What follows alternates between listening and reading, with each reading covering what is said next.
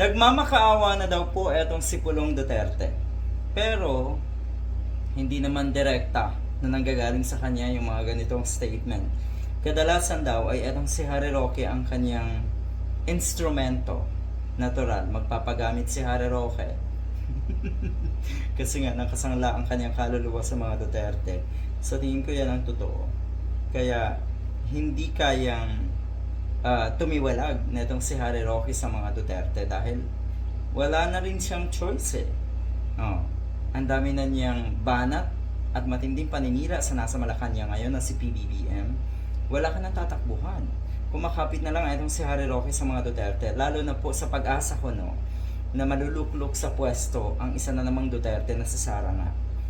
Pulong Duterte nagmamakaawa na sa Korte Suprema na pigilan ang gobyerno sa pakikipag-cooperate sa kaso ni Digong sa ICC. Huwag na daw makipag-cooperate ang ating bansa sa kaso nga ni Digong. Tila ba huwag makialam? Sa tingin ko wala naman. Wala naman sigurong nangyayaring pangingialam. Sa tingin ko rin, hindi naman siguro ganun ka-powerful ang ating presidente, para hawakan sa liig ang ICC. Insulto naman yun sa ICC. Sa tingin ko, meron lang talagang mga grupo, yung mga nagsampa ng kaso na porsigido na ilaban ang hustisya ng mga biktima nga ng EJK. Yan sa tingin ko ang nangyayari.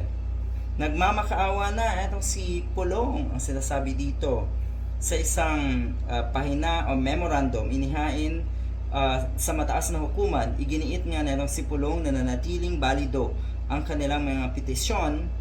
Dapat pa ring dinggin daw ng Korte Suprema ang kanilang kahilingan na huwag na daw makipag-cooperate ang ating bansa, ang ating gobyerno sa ICC.